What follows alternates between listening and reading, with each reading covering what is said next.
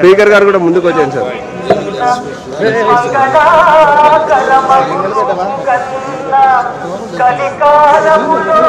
గురు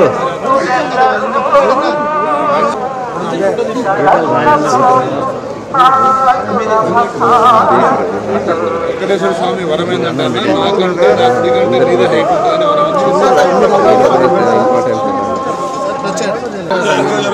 అందరూ ఇంకా చిన్నది కూడా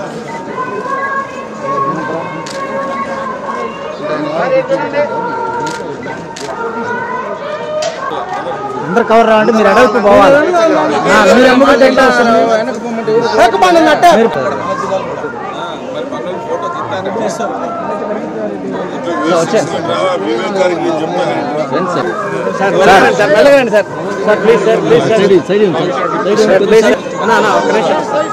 సార్ స్పీకర్ గారు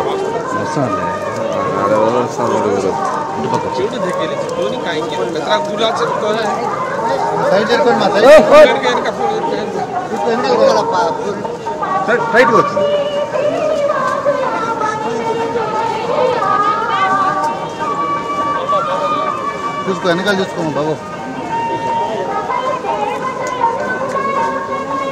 సార్ ముందుకు రండి సార్. తీసుకోండి ఏంద్రా మీద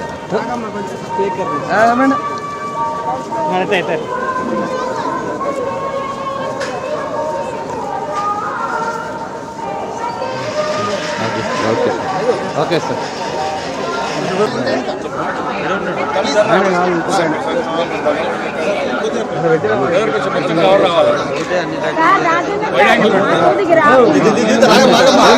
రాష్ట్రం నుండి ఇవాళ హాతీరాం బావాజీ ఒక సమస్య పైన రావడం జరిగింది. అంతకంటే ముందు విశ్వఖ్యాతిగాంచినటువంటి వెంకటేశ్వర స్వామిని మా ఇద్దరు ఎంపీలు, ఇప్పుడు ఉన్నటువంటి మహిబాద్ MP, Malkajgiri MP, deputy speaker గారు, మాజీ ఎంపీగా నేను, మా ఈఎన్సీ గారు, చాలామంది, బలరాం నాయక్ గారు, రామచందర్ నాయక్ గారు, అదేవిధంగా ఈటల రాజేందర్ గారు, మీకు తెలిసినటువంటి ఇక్కడ మా ఈఎన్సీ మోహన్ నాయక్ ఈఎన్సీ గారు, చాలామంది ప్రముఖులు, దాంతోపాటు జగన్నాథరావు గారు, గతంలో ఉండేటువంటి మహారాష్ట్ర తెలంగాణ నుంచి అందరూ వచ్చాం. ఇవాళ దేవుని ఆశీస్సులు తీసుకున్నాం.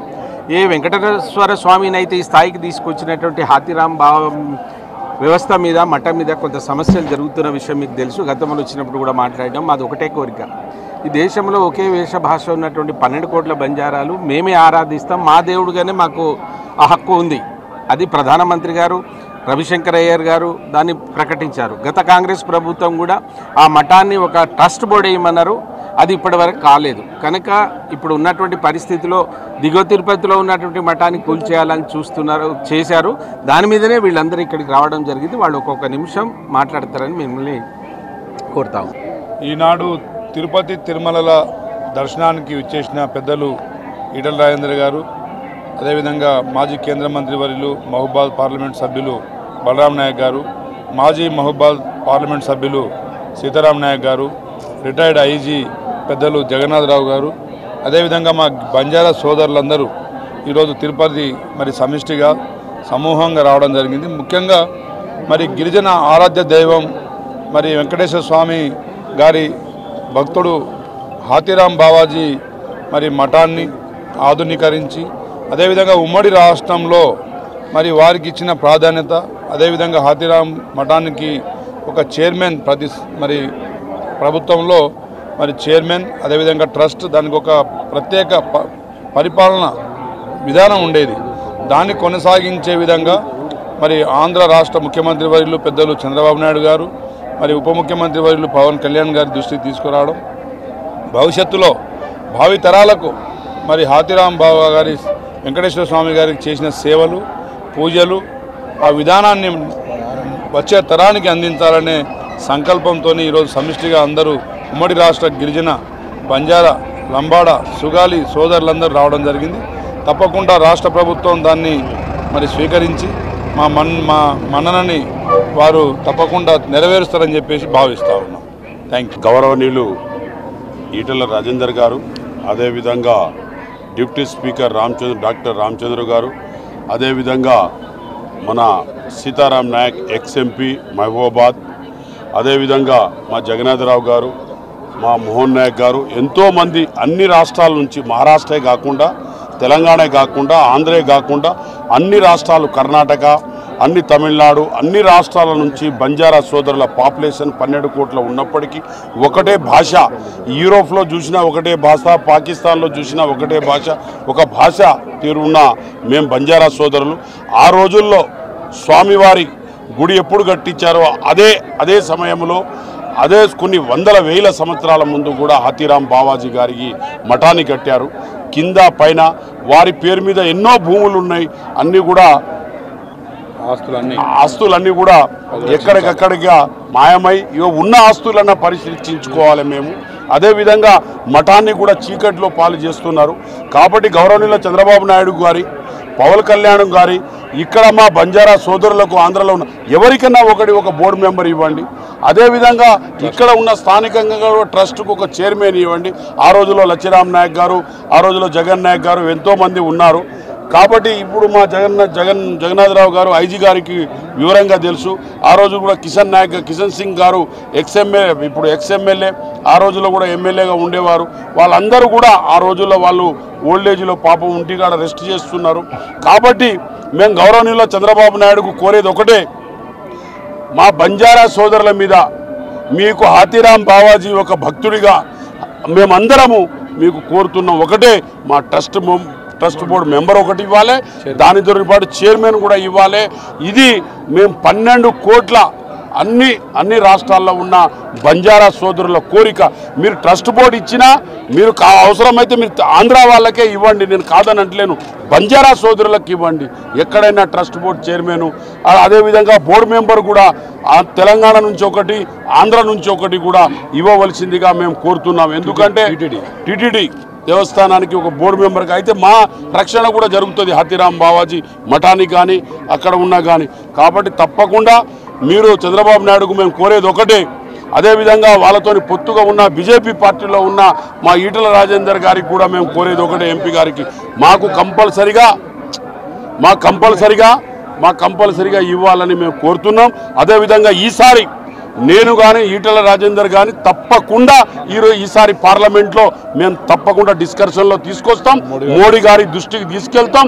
చంద్రబాబు నాయుడు గారు ఇంత పెద్ద వ్యక్తి, సమైక్యత రాష్ట్రానికి పరిపాలించిన వ్యక్తి, ఆయన ఆలోచన చేసి ఈ ఆలోచన మార్గానికి లంబాడి బంజారా సోదరులు ఎంతోమంది వారికి ఓటేసి ఆ రోజులలో ఉమ్మడి ఆంధ్రప్రదేశ్ ఉన్నప్పుడు సేవలు చేసిన వాళ్ళు ఉన్నారు. కాబట్టి తప్పకుండా చంద్రబాబు నాయుడు బాగా ఆలోచన చేసి దీనికి ఇవ్వవలసిందిగా కోరుతున్నాం. మహబూబాబాద్ పార్లమెంట్ సభ్యులు పెద్దలు బలరాం నాయక్ గారు, మా డిప్యూటీ స్పీకర్ తెలంగాణ రామచంద్ర నాయక్ గారు, మా మాజీ పార్లమెంట్ సభ్యులు పెద్దలు సీతారాం నాయక్ గారు, పెద్దలు మోహన్ నాయక్ గారు, అదేవిధంగా జగన్నాథరావు గారు, ఈరోజు ఆనాడు పరమ భక్తులుగా వెంకటేశ్వర స్వామికి పరమ భక్తులు మహనీయుడు హాతీరాం నాయక్ గారు, వారు కేవలం భక్తులుగా మాత్రమే కాకుండా స్వయంగా వెంకటేశ్వర స్వామి గారి సంరక్షకులుగా పనిచేస్తారు.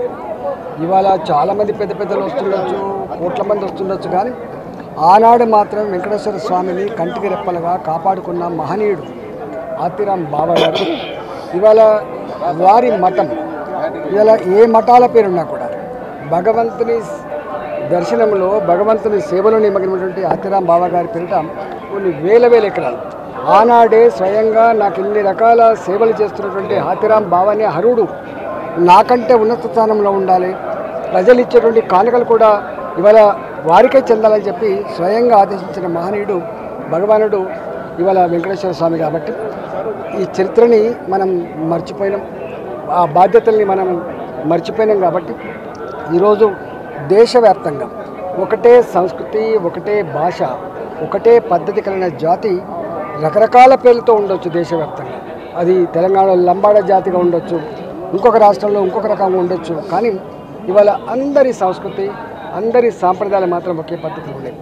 ఇవాళ మళ్ళీ హాతీరాం బాబా గారి యొక్క చరిత్రని కనుమరుగు కాకుండా ఉండాలని, హతిరామ్ బావా ఈ జాతికి అందించినటువంటి స్ఫూర్తి అయితే ఉందో ఆ స్ఫూర్తిని కొనసాగించాలని చెప్పి, పార్టీలతో సంబంధం లేదు, జెండాలతో సంబంధం లేదు, రాజకీయాలతో సంబంధం లేదు.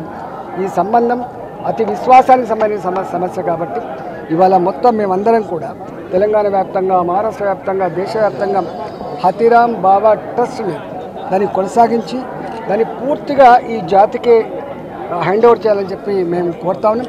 అదేవిధంగా ఇంత గొప్ప సేవలు అందించి వెంకటేశ్వర భగవానికి ఆరాధ్యమైనటువంటి ఈ తిరుమల తిరుపతి దేవస్థానం ట్రస్ట్లో కూడా ఈ జాతికి తప్పకుండా సమగ్ర ప్రాంతం ఇవ్వాలని చెప్పి మేము కోరుతా ఉన్నాం.